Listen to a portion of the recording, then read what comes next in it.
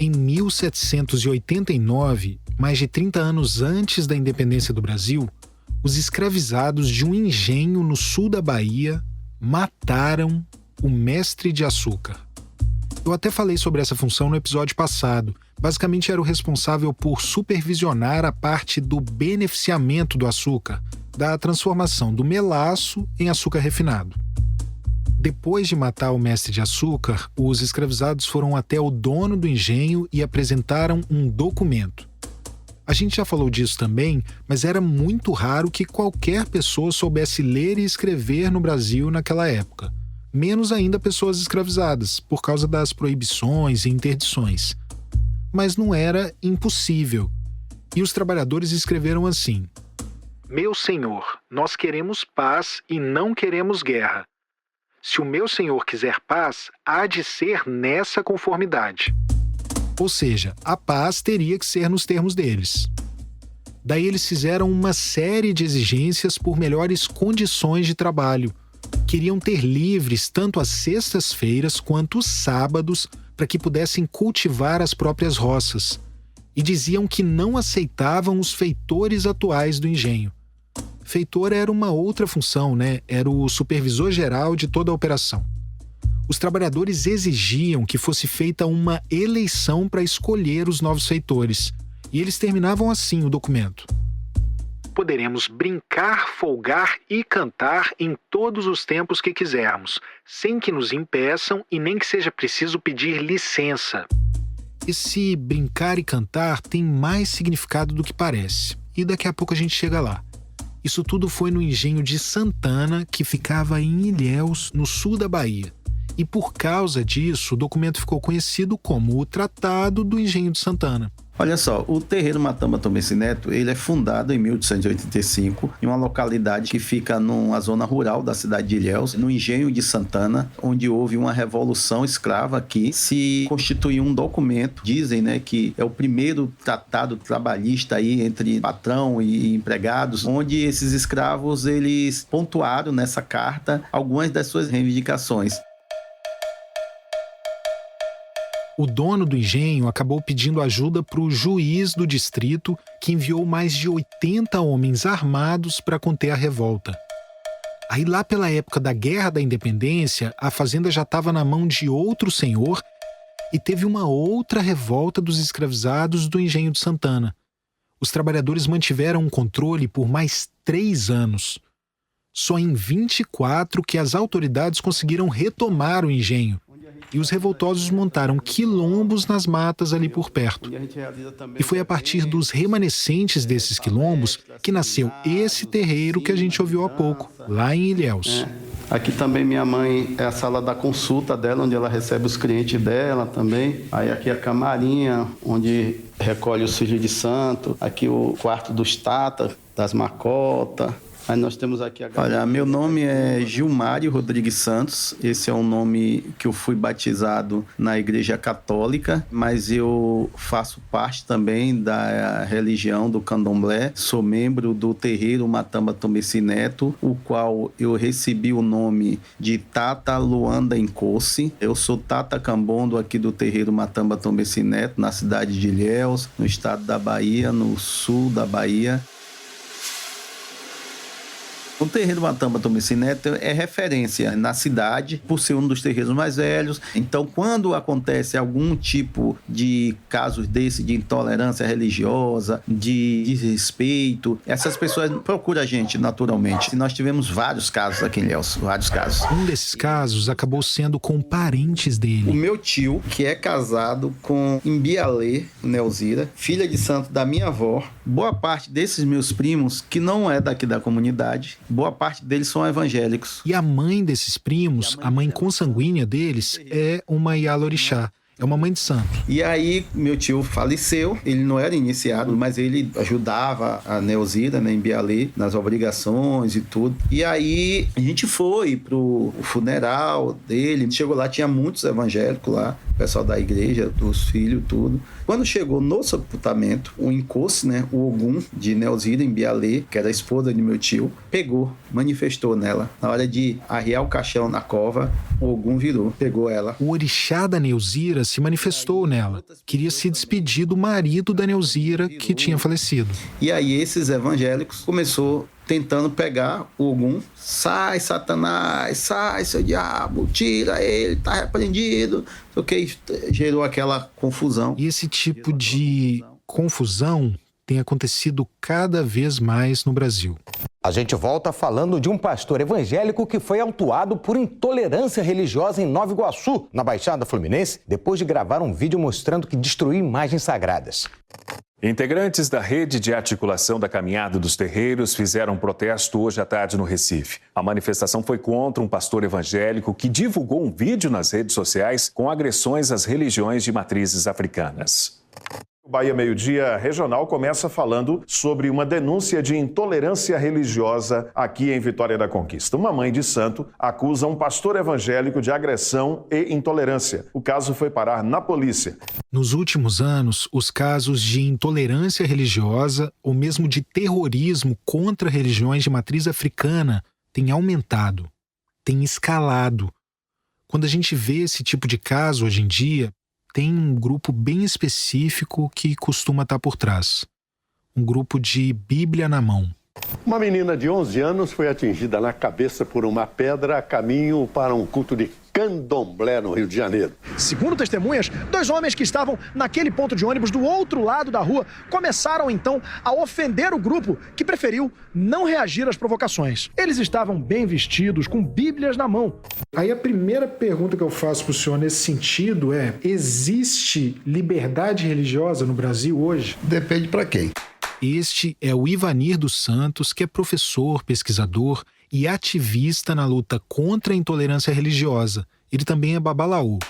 O processo de entender a liberdade religiosa no Brasil, temos que entender o processo histórico do país, né? Primeiro, nós temos um país que, durante a colônia e o império, a Igreja Católica fez parte do Estado. E tá aqui uma questão bem importante. É inegável que boa parte dos ataques a religiões de matriz africana hoje sejam cometidos por alguns evangélicos, principalmente os neopentecostais. E a gente vai tratar disso em detalhes com toda a complexidade que o assunto exige. Mas se a gente pegar a história do Brasil, todos os anos, desde a colonização, passando pelo Império e a República, na maior parte desses anos, desses séculos, teve um outro grupo promovendo esses ataques. Nesse período não tinha para ninguém, a não ser a Igreja Católica. Então, as manifestações, naquele primeiro momento, dos escravizados e também dos indígenas, não tinham liberdade. O que tinha era a conversão, a catequese, forçada desses grupos. A Igreja Católica foi a principal sócia de Portugal na empreitada da colonização, na empreitada da escravidão, da exploração de mentes e corpos negros por mais de 3 séculos, do genocídio desse povo. A principal sócia.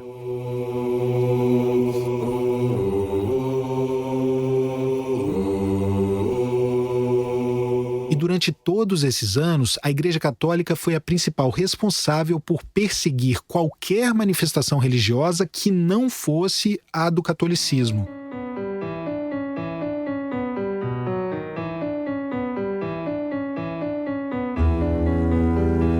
A Igreja Católica desenvolveu uma justificativa ideológica e teológica para a barbárie que foi a escravidão.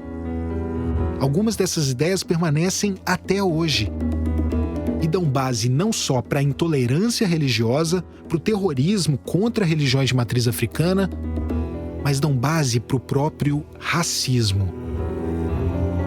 Eu sou o Tiago Rogero, este é o podcast do Projeto Quirino, produzido pela Rádio Novelo. Episódio 6, A Cor dos Faraós.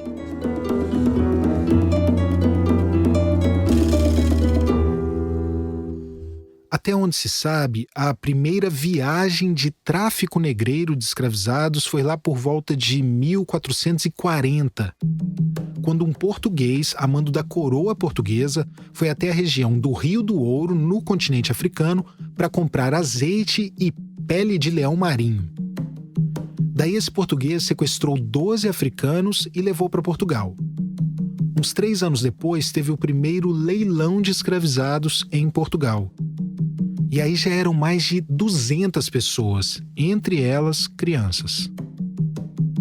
E é sempre bom lembrar que não foi nesse momento que a escravidão começou, que ela foi inventada.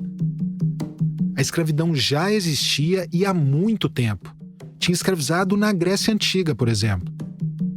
A própria palavra escravo, e fica mais fácil quando a gente pensa nela em inglês, slave, vem do latim slavos, que é uma referência aos eslavos que por muito tempo foram escravizados. E o povo eslavo é branco. É que havia muitos motivos para se escravizar uma pessoa. Podia ser como resultado de uma guerra, por exemplo, ou por dívida. Mas não se escravizava alguém só por ser de determinada raça, muito menos só por ser negro. Até porque essa ideia de quem é negro e quem não é uma ideia criada depois, justamente para justificar essa nova forma de escravidão que surge a partir do momento em que Portugal começa a expandir o seu império. Uma forma mercantil, em que a pessoa escravizada se transforma em mercadoria, e na mais valiosa e lucrativa mercadoria de todas. Quem começa com isso é Portugal. Portugal e a Igreja Católica. Porque a Igreja é quem dá autorização para isso. A Igreja deu subsídio moral e ideológico para que a coroa portuguesa escravizasse os africanos. Pouco depois desse primeiro leilão de escravizados, o Papa publicou uma bula que os historiadores chamam de a Carta Régia do Imperialismo Português. E lá ele autorizava a escravização dos africanos. A desculpa era: a escravidão serviria para salvar a alma deles, porque quem sequestrava estaria convertendo aquelas pessoas para o cristianismo. Mas eu queria que a gente tentasse pensar no continente africano antes de tudo isso. Bom, meu nome é Fernanda Tomás, sou professora de História da África da Universidade Federal de Juiz de Fora. Pensar o continente africano antes do tráfico transatlântico, pensou em diversidade. Porque eram povos diferentes, não eram irmãos, sabe? Esse papo é nosso, eram os irmãos. A ideia de África nem existia. Essa ideia de África era construída pelos europeus. Exatamente com esse contato ao longo do tráfico de escravizados, depois com o colonialismo, que aí sim define o outro como um continente africano. Mas essa identidade de se achar africano, não. O cara era Bakongo, o outro era Ovibundo, sei lá, o outro era Makua, Makonde, Alçá, entende? Em termos culturais, a gente está falando de um continente com mais de 30 milhões de quilômetros quadrados. Um continente com dimensões gigantescas, que hoje tem cerca de 2.000 povos. Mesmo sabendo da complexidade que é tentar pensar em definir uma religiosidade num continente tão diverso, com povos tão distintos, eu perguntei para Fernanda se haveria elementos em comum entre boa parte dessas diferentes culturas.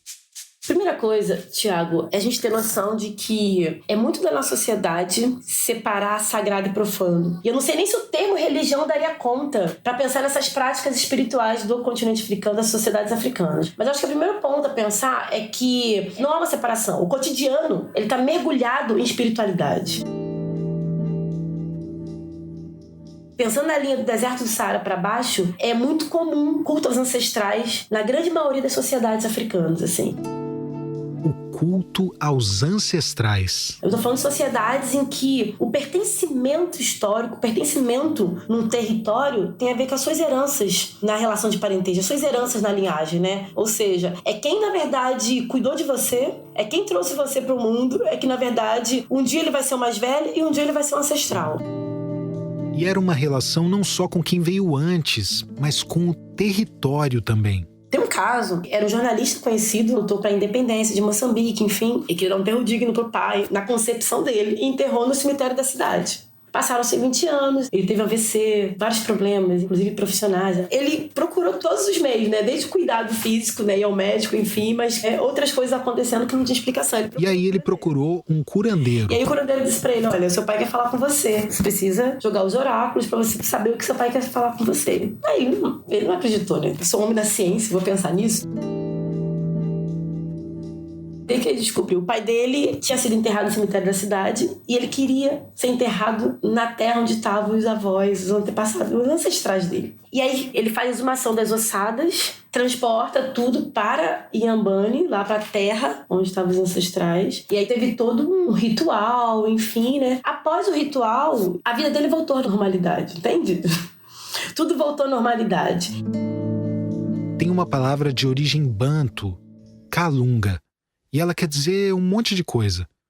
Um significado bem comum é o de morte, além. Daí eu já tinha lido que, para muitos povos africanos que foram escravizados, a travessia pelo mar, aqueles dias todos no porão de um navio negreiro, aquilo era encarado como uma morte mesmo. Porque o mar era chamado de Kalunga Grande. Mas eu entendi errado. A morte, em muitas sociedades africanas, ela simboliza uma outra coisa. A morte não é um problema, sabe? A morte não é obscura. A morte é simplesmente uma passagem nessa existência. O mundo vivo depende do mundo dos mortos e vice-versa, sabe? Porque o mundo dos mortos é o que me dá sentido, sabe? Dá sentido pra minha existência. A morte, ela só simboliza uma passagem, que é pra ir pra esse outro mundo. A travessia no navio negreiro não era a morte. A travessia era algo pior. Porque, na verdade, corta seu eixo com seu território. O mar simboliza esse tempo de ida que não tem volta. E esse mar é o que corta a sua relação com a sua linhagem, com o seu território de onde você veio. E corta a sua relação com a sua história. Porque ainda que você leve seus ancestrais contigo, a relação não é mesmo do lugar em que você vive, porque você largou seu eixo, sabe? Esse indivíduo que tem toda uma relação de coletividade, ele passa a ser individualizado. E eu acho que essa individualização é quando esses indivíduos são comprados na costa e eles atravessam. Quando eles atravessam, eles estão entrando, emergindo em uma outra cultura e numa outra posição social. Porque ele passa a ser mercadoria, ele passa a ser escravo. A morte, ela se dá num processo, e é no processo de travessia. Mas é uma morte que ela é feita a partir do desenraizamento. Essa morte da travessia é muito maior do que a morte física. E sabe quem também participava do tráfico negreiro? A igreja. Em 1558, tinham mais de 10 mil pessoas escravizadas trabalhando em sítios e fazendas dos jesuítas em Angola. Daí começaram umas críticas dentro da própria igreja, não à escravidão, mas a participação deles no tráfico. E o padre responsável pela missão respondeu que seria impossível sustentar a operação sem o tráfico negreiro. Pensando aqui no Brasil agora, a igreja ganhava por cada escravizado que fosse batizado. E era lei, todo escravizado deveria ser batizado. E a igreja já tinha tentado justificar a escravidão com aquela desculpa de salvar almas. Para manter de pé o regime escravocrata, a coisa foi ficando ainda mais complexa. A igreja criou toda uma justificativa ideológica e teológica. Tinha, por exemplo, a ideia de que os africanos deveriam ser escravizados porque eles teriam sido amaldiçoados. E havia toda uma pedagogia da escravidão. A igreja pregava que os senhores tinham nascido para serem senhores e os escravizados para serem escravizados. Um dos principais nomes dessa pedagogia era o Padre Antônio Vieira, que até hoje dá nome a uma porção de coisa no Brasil. Eu já morei numa rua Antônio Vieira, por exemplo. Ele dizia que o trabalho no engenho era a cruz e que não há trabalho nem gênero de vida no mundo mais parecido com a paixão de Cristo do que o trabalho escravo nos engenhos. A religião católica não era só a oficial, era a única permitida. Manifestações religiosas que não fossem católicas eram classificadas como heresia, feitiçaria, coisa do demônio. Aí veio a independência, o Brasil se separou da coroa portuguesa, mas estava lá na Constituição de 24, que durou até o fim do Império. A religião católica apostólica romana continuará a ser a religião do Império. E tinha mais esse trecho. Todas as outras religiões serão permitidas, e eu chamo atenção para isso, com seu culto doméstico ou particular em casa para isso destinada. Mas essa casa não poderia parecer um templo do lado de fora. E a Constituição também dizia que ninguém pode ser perseguido por religião, uma vez que respeite a do Estado e não ofenda a moral pública. E você sabe o que sempre foi uma ofensa à moral pública no Brasil, né? Qualquer traço de africanidade, como as religiões de matriz africana. Embora carreguem elementos seculares e até milenares, as religiões de matriz africana que nós conhecemos hoje são relativamente recentes, a partir da segunda metade do século XIX. E são várias, né? Tem as mais conhecidas, Candomblé e Umbanda, mas também tem o tambor de Mina e o terecô no Maranhão, o Xangô e o Xambá em Pernambuco e Alagoas, a Cabula no Espírito Santo, o Batuque no Rio Grande do Sul, o Babaçuê no Pará, a Quimbanda no Rio e em São Paulo, o Omolocô em Minas, no Rio e em São Paulo. São religiões que nasceram aqui no Brasil, com elementos de diferentes sociedades e culturas africanas, mas que nasceram no Brasil, são afro-brasileiras. E não é que não havia essa religiosidade aqui antes do século XIX. Apesar da religião oficial imposta pelo Estado, pessoas negras nunca deixaram de professar a própria fé.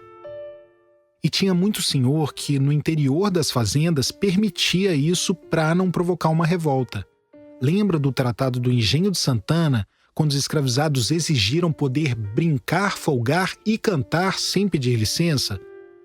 Isso podia tanto significar o puro e simples lazer, quanto religiosidade também. Chamar de brincadeira era uma forma de proteger esses ritos religiosos. Era uma forma de resistência. Com o passar dos anos, até por causa do número cada vez maior de pessoas negras que estavam conquistando a própria liberdade, foram surgindo mais casas, mais terreiros. Daí, olha esse caso de 1849 em Porto Alegre, no Rio Grande do Sul. Uma mulher negra fez um requerimento para o chefe de polícia. Ela fez um pedido. E quem vai contar aqui é o historiador e professor Paulo Moreira.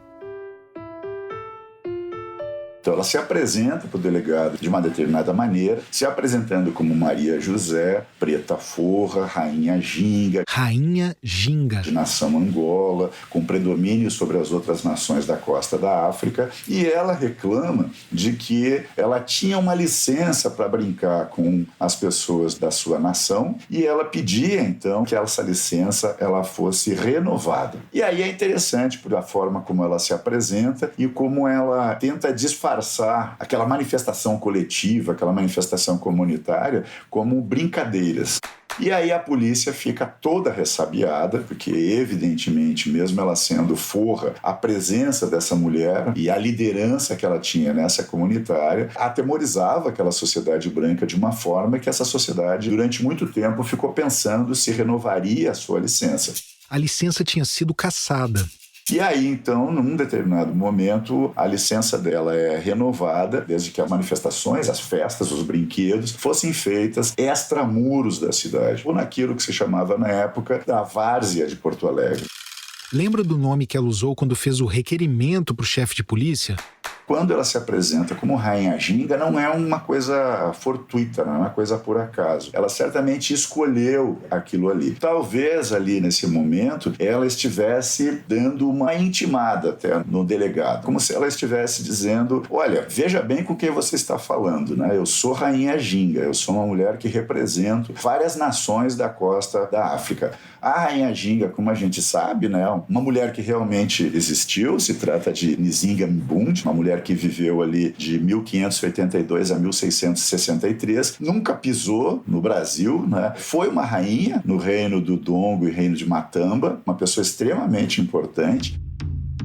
Nos anos em que ela esteve no poder, a rainha Nzinga conseguiu barrar o avanço de Portugal sobre o reino dela. E essa presença da rainha nessa região Congo-Angola marcou tanto a memória dessas pessoas que foram trazidas compulsoriamente para o Brasil, que Rainha Ginga se tornou uma distinção, né? Se tornou um elemento de prestígio. Quando a Maria José ela diz que ela é Rainha Ginga, ela estava chamando para si uma certa realeza, mas também uma representatividade ligada à sua ancestralidade. Ancestralidade. No Rio Grande do Sul, assim como o Brasil, de uma forma geral, a gente tem uma série de territórios negros e nesses territórios existem uma série de festividades que dialogam com essa memória da África. E aí, nessas manifestações, atualmente, nesses territórios negros, a gente ainda tem a presença da Rainha Ginga e do Rei Congo. Tu tem Rainha Ginga e Rei Congo dentro das Irmandades. Isso que a gente chama de afrocatolicismo. As Irmandades Negras dentro da Igreja Católica. As Irmandades Negras é considerada a primeira forma de associativismo negro que surge no Brasil. Este é o historiador e professor Petrônio Domingues. Associativismo negro foram as formas encontradas pela população negra de adaptação a esse novo continente, as Américas. Essa população desenvolveu várias formas, várias estratégias de resistência. As Irmandades Negras, elas remontam ao período colonial, criadas inicialmente uma iniciativa dessa população escravizada que buscou seu espaço na Igreja Católica, um lugar em que essa população escravizada pudesse professar sua fé. A igreja tolerava e até fomentava o surgimento dessas irmandades negras que precisavam de autorização para funcionar. Do ponto de vista da igreja, não deixava de ser uma forma de controle e de catequização.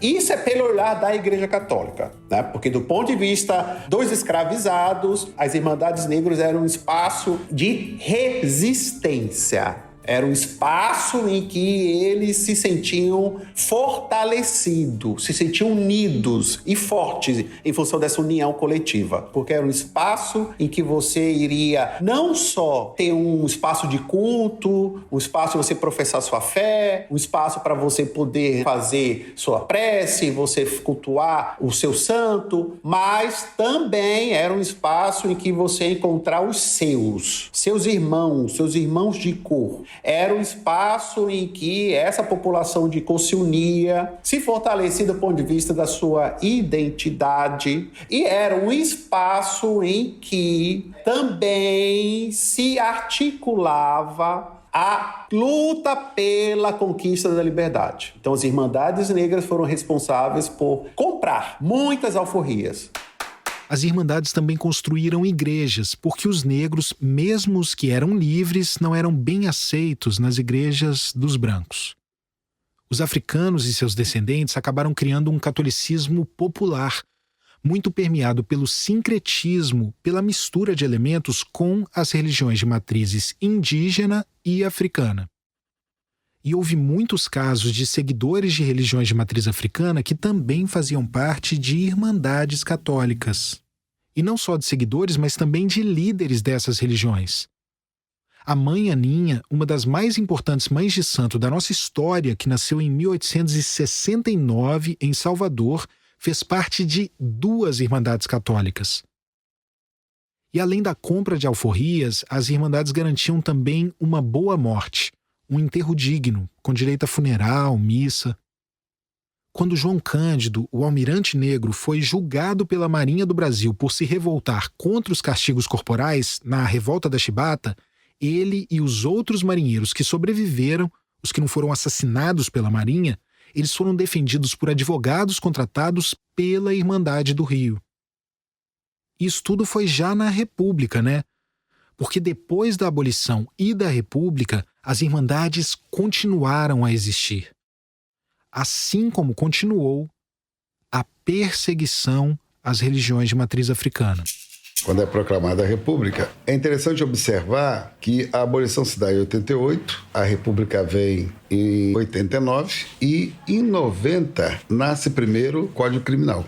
Aqui de novo o babalaô Ivanir dos Santos.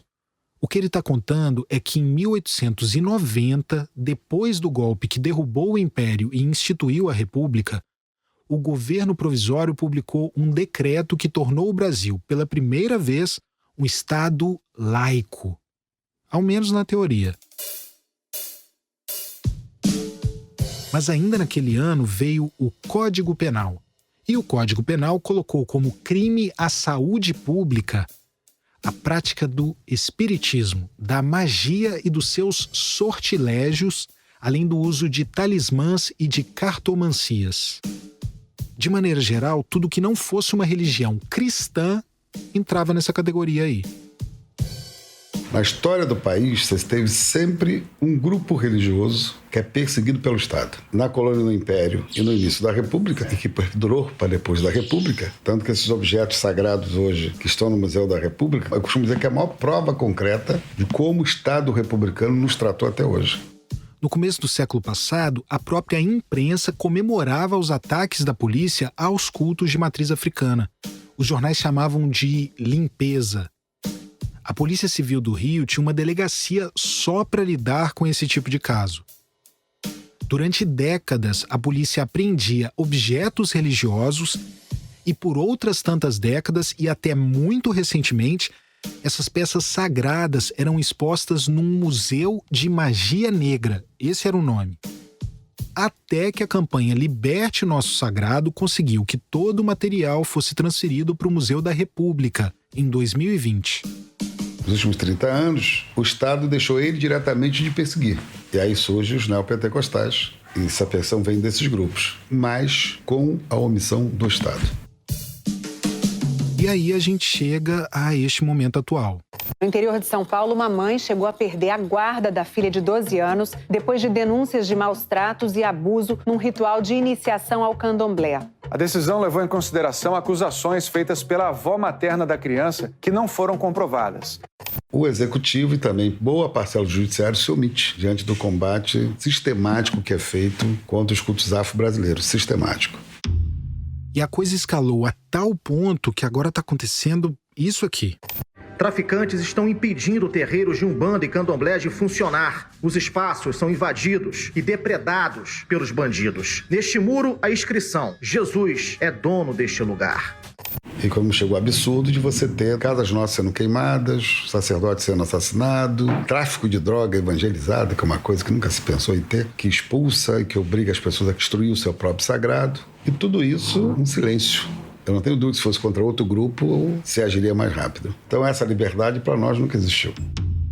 Nessa perseguição recente às religiões de matriz africana, especialmente nos casos em que os ataques foram promovidos por evangélicos, tem uma coisa que pega demais para mim. A quantidade de gente negra que tá nas igrejas evangélicas. Aliás, dizer evangélicos é uma forma de generalizar, né? São muitas denominações diferentes e daqui a pouco a gente vai falar sobre elas. Inclusive, muitas pessoas dessas religiões preferem usar o termo cristãos. Mas como o IBGE usa evangélicos, a gente vai manter essa denominação aqui só para ficar mais simples, já que em cristãos entram também os católicos, enfim. E pensando nos evangélicos, a maioria é negra. Pretos e pardos, 59%, segundo uma pesquisa de 2020 do Datafolha. É mais do que a proporção geral de negros na população brasileira, que fica ali entre 54% e 56%. E tem um pastor negro, o nome dele é Marco David Oliveira. Bom, deixa ele se apresentar.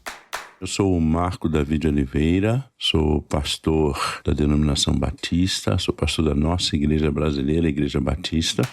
Ele escreveu o livro A Religião Mais Negra do Brasil, Por que os negros fazem opção pelo pentecostalismo. Porque, na verdade, assim, se a gente pensar dos negros e negras religiosos, eles estão nas igrejas evangélicas.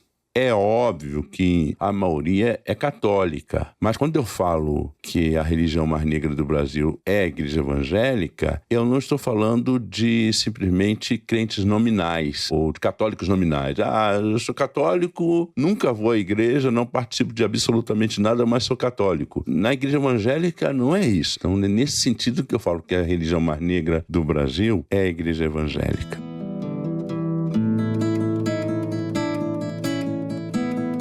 O começo das igrejas evangélicas no Brasil foi no século XIX, primeiro com o que é conhecido como protestantismo de imigração. Os anglicanos ingleses e luteranos alemães que vieram ali na primeira metade do século. Depois teve o protestantismo de missão, que eram missionários vindos principalmente dos Estados Unidos, presbiterianos, metodistas, batistas. Nessa leva acabou vindo gente do sul dos Estados Unidos, inclusive. O sul escravista, dos confederados que queriam a todo custo manter a escravidão, mas que perderam a guerra civil. Daí muitos deles vieram parar no Brasil. E essas todas são as chamadas igrejas históricas, dentro das evangélicas. Aí lá nos Estados Unidos também surgiu a igreja pentecostal. Pentecostes era uma festa da colheita. Então as pessoas se reuniram lá de diversas nacionalidades, inclusive vários africanos e tal. Várias pessoas se reuniram lá para essa festa. Quando Jesus Cristo terminou a sua missão e foi torturado e crucificado, ele ressuscitou e ele prometeu aos discípulos o Espírito Santo. E a chegada do Espírito Santo aconteceu nesse dia de Pentecostes. E qual foi a evidência disso? É que as pessoas começaram a falar nas suas línguas, mas cada um entendia na sua própria língua. Os pentecostais, eles surgem com essa compreensão de que eles precisam revisitar esse dia e acontece aquela glossolalia, que eles chamam de glossolalia, aquele falar em línguas e tudo mais, é como se fosse um retorno a esse dia. E o mito fundador da igreja pentecostal envolve um homem negro, o William Seymour, no começo do século XX. A história era assim: o Seymour, que era filho de ex-escravizados, estava frequentando a escola bíblica metodista de um pastor, um homem branco. E esse pastor branco... Ele era muito racista e não deixava negros estudarem. A empregada dele pediu para que o William Seymour estudasse. Ele falou assim: olha, ele pode estudar, mas ele vai ficar pelo lado de fora, no corredor, na janela. Ele não vai ficar junto com os brancos. Então ele fica pro lado de fora estudando. Então ele fez o tempo todo do seminário dele no corredor. E aí aconteceu essa glossolalia, essa experiência do Pentecostes na sala de aula entre os alunos. Eles começaram a orar e começaram a falar em outras línguas e terem manifestações com o corpo, aquela coisa toda. Isso também aconteceu com William Seymour. O William Seymour, então, foi para a Rua Azusa, encontrou uma igreja metodista africana abandonada e ali ele começou os cultos dele, interracial, inclusive. Começou com música negra e muita utilização do corpo. É um mito fundante, assim, porque ferveu o mundo todo. Que as pessoas iam lá para ver o que estava acontecendo. Daí, no fim dos anos 70, aqui no Brasil, quando a ditadura estava em crise, a economia estava em crise, surgiram as igrejas neopentecostais. E tudo isso ligado a um contexto geral de empobrecimento da população, de crescimento desordenado das cidades, de falta de oportunidades. Nas igrejas evangélicas, há rede de apoio, de comunhão, de ajuda. E é aquela igreja lá que muitas vezes no tiroteio o povo para lá se esconde, se protege. É o lugar onde as crianças são atendidas, onde a mãe solo às vezes deixa a criança para que ela possa trabalhar. É a cesta básica que chega. Onde o Estado não quis chegar, a igreja chegou. E ela ajuda, de fato, muita gente. Ninguém se considera extremamente feliz, ralando a vida toda, não conseguindo absolutamente nada, passando dificuldades o tempo todo. Não. Aí vem a igreja neopentecostal com uma teologia que surgiu nos Estados Unidos, a teologia da prosperidade. Isso dá um empoderamento tremendo às pessoas que estão nas comunidades. O cara entende que ele não precisa ser pobre a vida inteira, que Deus não quer ele pobre daquele jeito, não quer ele passando dificuldades. Além de todos esses espaços que a igreja evangélica de fato ocupa, algo que a gente nunca pode esquecer é a agência das pessoas. Não pode achar que é por desconhecimento, por inocência que as pessoas negras estão nessas igrejas. É por opção também, por escolha, por considerarem que faz bem para elas, para a vida delas, para os familiares. Não dá para ser fiscal da fé alheia. E também não dá para ficar só nesse discurso de é uma população que foi abandonada pelo Estado. A proporção de evangélicos com ensino superior, por exemplo, é quase igual à dos católicos. Agência. As pessoas escolhem o que elas consideram que é melhor para elas. E o Marco Davi acredita que uma outra razão para o sucesso das igrejas pentecostais e neopentecostais entre os negros brasileiros está na africanidade. O pentecostalismo valoriza a utilização do corpo. Essa experiência de ser tomado pelo Espírito Santo, isso para mim é muito africano e está muito próximo das religiões de matriz africanas. O transe. Rapaz, eu me arrepio todo quando falo isso, porque eu acho fantástico. E olha o que o Babalaô Ivanir diz sobre isso. Incorporar o Espírito Santo, isso é africanidade. Vai incorporar o Espírito Santo e falar língua estranha. Qual é a diferença entre o cara receber o Espírito Santo e o outro receber o caboclo? Ou receber o orixá? É transe, a incorporação. Isso é africano, isso é da espiritualidade africana.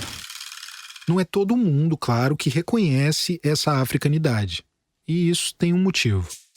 E aí eu lembro do meu pai, rapaz, tocava muito pandeiro, e para você ver como é que a coisa era forte na minha cabeça, porque a minha denominação, a minha igreja, de certa forma demonizava a cultura brasileira, né? Então eu não aprendi a tocar pandeiro com meu pai, que tocava muito, né? Eu podia ter aprendido. E eu não aprendi nada disso porque a igreja dizia, mesmo que nas entrelinhas, que aquilo não era de Deus.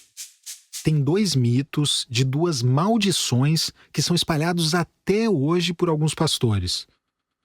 Um deles é o da maldição de Cã. O Cã era um dos filhos de Noé, aquele Noé, da arca. Depois do dilúvio, né? Houve o dilúvio. Noé, ele bebe lá seu vinho lá. E aí o Cã, tinha Cã, Sem e Jafé. E aí Cã vê a nudez de Noé. Isso está na Bíblia. O Noé acabou dormindo pelado. O Cã, que era um dos filhos, passou, viu e chamou os outros 2 irmãos para ver. Os 2 não entraram na pilha do irmão e foram andando de costas, sem olhar para o pai, e cobriram Noé. Quando Noé acordou e descobriu o que o filho mais novo tinha feito, amaldiçoou não o Cã, mas o filho dele, o Canaã. Daí tem pastor até hoje, e pastor famoso, pastor político, que diz que os povos africanos foram escravizados por causa da maldição de Cã. Tem um texto que eu gosto, do teólogo e pesquisador Glauber Henrique Correia Rocha, que ele diz que na própria Bíblia, dos 4 filhos de Cã, 3 são descritos pelo Gênesis como os ancestrais dos povos africanos. Sabe o único filho de Cã que não é ancestral dos africanos? Justamente o Canaã. Ainda sobre esse mito, tem um quadro mega famoso chamado A Redenção de Cã. É uma pintura de 1895, quando o Brasil, depois de ter sido forçado a acabar com a escravidão, estava querendo eliminar a parcela negra da população. Daí esse quadro mostra 4 pessoas. Da esquerda para a direita, a primeira é uma senhora negra, de pele retinta, lenço na cabeça. Ela está olhando para cima com a mão aberta e parece que está agradecendo aos céus. Do lado dela está uma moça mais jovem, daí você consegue ver que teve uma miscigenação ali, porque ela é uma mulher negra de pele clara. Do lado da moça está um homem branco. E ele tem um sorriso meio debochado, meio orgulhoso, e está olhando para o bebê que está no colo da moça. Um bebê branco, provavelmente o filho do casal. A senhora negra da ponta está agradecendo pelo branqueamento da descendência dela. Lembra do nome do quadro? A Redenção de Cã. E tem a outra maldição.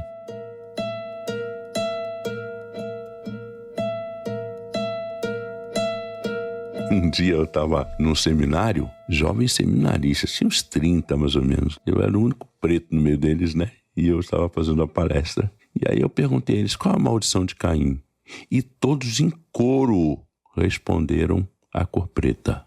Eu olhei para eles assim, absorto, né? Não estou acreditando que eu estou num seminário presbiteriano, estou ouvindo um negócio desse. Aí eu falei assim, gente, vamos ler o texto de novo? Você conhece a história dos irmãos Caim e Abel? O Caim matou o irmão, daí tá lá na Bíblia que Deus colocou nele uma marca. Não tem nada falando que a tal da marca seria a cor negra ou a pele negra. Nada. Essa interpretação tem que ser expurgada, porque é uma interpretação extremamente racista, extremamente maldosa, não tem nada a ver com o texto, e me chama muito a atenção que essa coisa ainda esteja, de alguma forma, impregnada também na igreja evangélica. E tem um motivo para existirem essas duas interpretações erradas da Bíblia. Não foram erros acidentais, ambos foram conscientes. E a origem disso está na Igreja Católica. Naquela tentativa que eu falei mais cedo, de tentar justificar a escravidão. De tentar justificar a exploração de um povo. Como se fosse uma ordem divina e não uma escolha humana. Uma deturpação que foi sendo passada adiante, mesmo para outras religiões, e que infelizmente se mantém até hoje.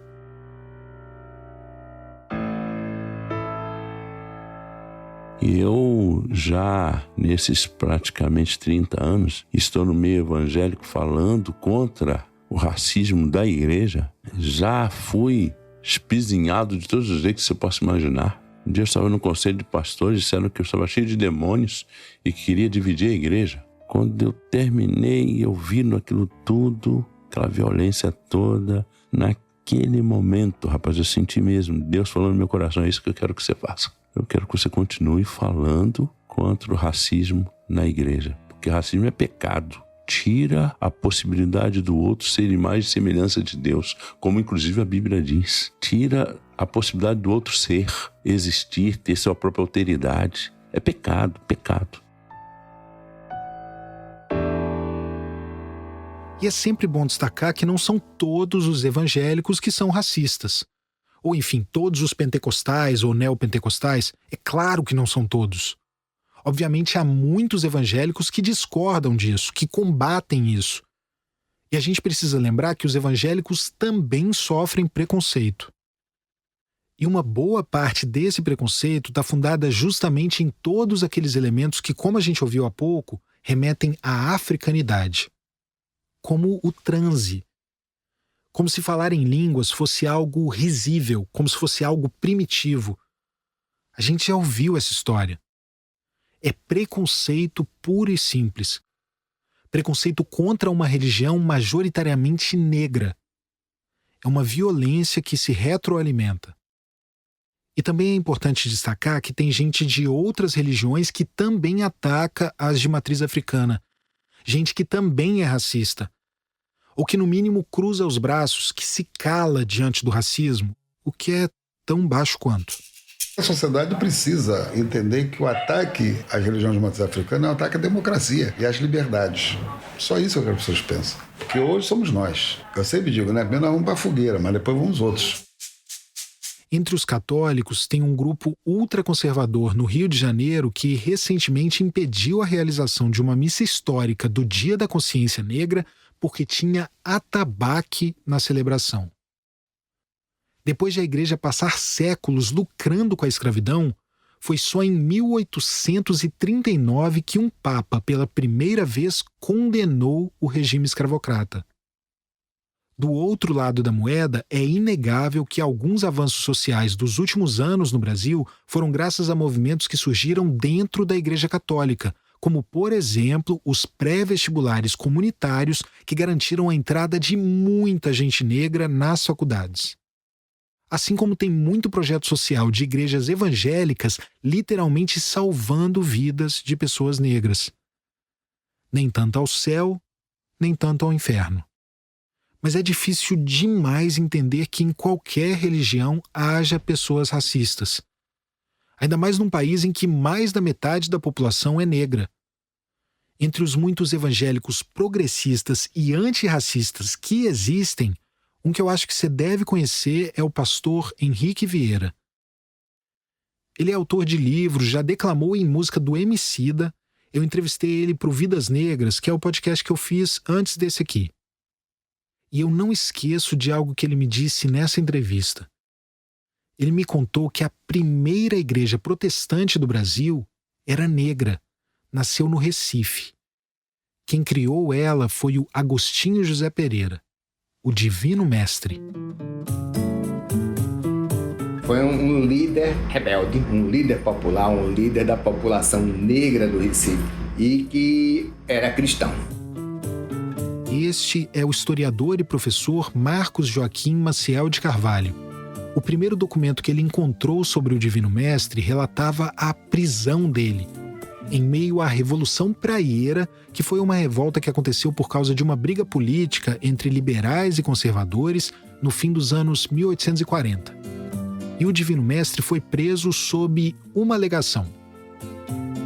Suspeição de estar insuflando uma revolta escrava. Aquela mobilização de negros, 300 negros e tal. E aí a defesa dele diz, não, que ele é só um líder luterano, ele é um líder religioso, no Brasil tem liberdade religiosa. Mas as autoridades acham, sim, que ele, por trás disso, ele não é só um líder religioso ali. Quando ele foi preso, foi com ele mais 16 pessoas. E alguns quiseram ser presos com ele, porque não queria deixar o Divino Mestre, que é um dos nomes de Cristo, né? Divino Mestre. Não queriam deixar ele ir sozinho para a cadeia, queria acompanhar ele no infortúnio dele. 16 foram esses que foram presos junto com ele. Mas está na documentação que o Divino Mestre tinha uns 300 seguidores, 300 fiéis. Quando o Divino Mestre se considera um verdadeiro cristão, um cristão ortodoxo, é assim que ele se percebe. Ele dizia que as imagens dos santos não tinham valor espiritual e que os católicos não cumpriam os mandamentos. E que ele estava em contato constante com Deus. Ele se acha o verdadeiro portador da fé cristã. Então isso incomoda em dobro, porque ele está confrontando um dos grandes pilares do Estado, que é a igreja, porque havia nessa época a união igreja-estado. Mas aos olhos das autoridades daquela época, essa nem de longe era a maior ameaça representada pelo Divino Mestre.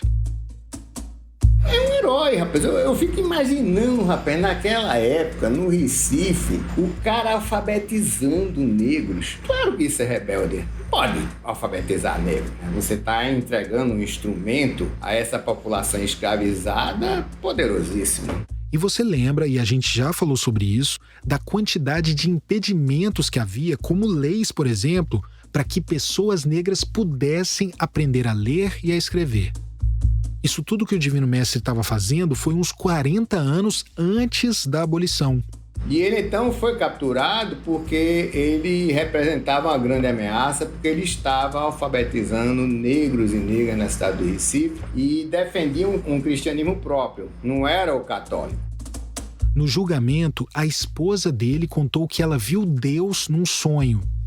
E aí o desembargador pergunta se ele era branco ou preto. E ela responde que ele era acaboclado. E aí os caras riem, né? Um riso provavelmente com certo travo de nervosismo, porque esse cara tá alfabetizando 300 negros. A maior parte deles são mulheres. É muito interessante também como é que eles lidam com essa questão cromática de cor. Moreno, acaboclado. E isso a gente tentar evitar as perspectivas contemporâneas e pensar nas perspectivas da época como estratégia de resistência e de sobrevivência, né? O significado do uso dessas expressões. Esse ver o Senhor num sonho vincula aos neopentecostalismo. Eu puxaria para aí os pentecostais mesmo por um cristianismo que não é o católico e que tem elementos e tradições que se misturam com elementos e tradições africanas. E o mais próximo disso, no meu entendimento, é o cristianismo negro americano. A pessoa também recebe espíritos, a pessoa tem sonhos, né? Antes de se tornar o Divino Mestre, o Agostinho José Pereira nasceu livre no Recife em 1799. A mãe dele tinha sido escravizada. E tem um instrumento, rapaz, didático arretado, que é o ABC. Isso naquela época, você aprendia a ler e escrever isso mesmo, A, B, C, D, E, F. Eu encontrei essa documentação do Divino Mestre, mas eu não tinha encontrado o ABC. Muitos anos depois, o Marcos encontrou o ABC. É o primeiro documento que a gente tem escrito por um negro contra o racismo e a favor da revolução, meu amigo. Eu não conheço outro na história brasileira anterior a esse, porque o ABC é fascinante. Então, se você tem um verso revolucionário conclamando a revolução, é um texto em favor do orgulho da cor morena. Ele diz que é a cor dos faraós, é a cor de Jesus. É a cor daquelas pessoas que fizeram os grandes impérios e que estão sendo oprimidos aqui. E que vai ter uma revirada. Ele usa a expressão moreno. Aí você vai para o Moraes, que é um dicionário de 1817, moreno é um par de escuro, né? O ABC também cita a Revolução do Haiti, a revolta de escravizados que libertou a ilha da colonização francesa e criou um novo país, o primeiro país das Américas a abolir a escravidão. A íntegra do ABC você pode ler lá no site do Querino, www.projetoquerino.com.br. O Divino Mestre acabou solto, mas não se sabe o que aconteceu com ele depois. E toda essa história de resistência dele me fez pensar de novo nas religiões de matriz africana.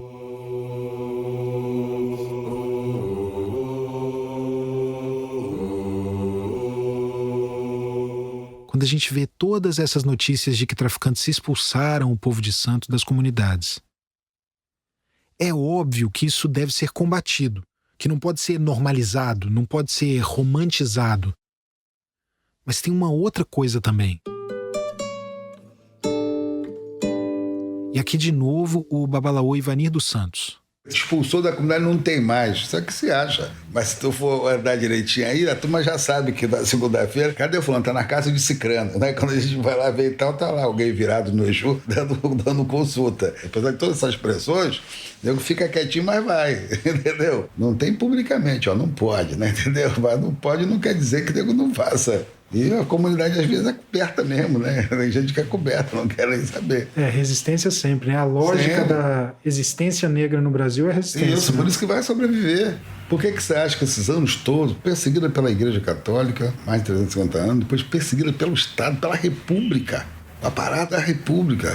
E agora tu acha que o vai acabar? Não vai acabar com isso.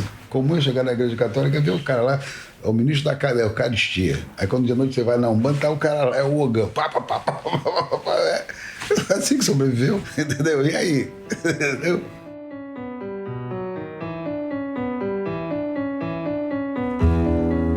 O Projeto Querino é apoiado pelo Instituto Ibirapitanga. O podcast é produzido pela Rádio Novelo. O nosso site, projetoquerino.com.br, reúne todas as informações sobre o projeto e conteúdo adicional. O site foi desenvolvido pela AIE. E eu te convido a conferir também todo o material do Projeto Querino que está sendo publicado pela revista Piauí, nas bancas e no site da revista. Este episódio teve pesquisa de Gilberto Porcidônio, Rafael Domingos Oliveira e Angélica Paulo, que também fez a produção. A edição é do Luca Mendes, a sonorização da Júlia Matos e a finalização da Pipoca Sound. A checagem é do Gilberto Porcidônio e a música original do Vitor Rodrigues Dias. Estratégia de promoção, distribuição e conteúdo digital, Bia Ribeiro. A identidade visual é do Draco Imagem. Os transcritores das entrevistas foram Guilherme Póvoas e Rodolfo Viana. A locução foi gravada no estúdio da Pipoca Sound com trabalhos técnicos do Luiz Rodrigues. Consultoria em roteiro de Mariana Jaspe, Paula Scarpim e Flora Thomson Devô, com revisão de Natália Silva. Consultoria em história, Inaê Lopes dos Santos. Produção executiva, Guilherme Alpendre. A execução financeira do projeto é do ISPIS, Instituto Sincronicidade para a Interação Social. Idealização, reportagem, roteiro, apresentação e coordenação, Tiago Rogero. Este episódio usou áudios de TV Globo, TV Brasil e SBT. Até o próximo.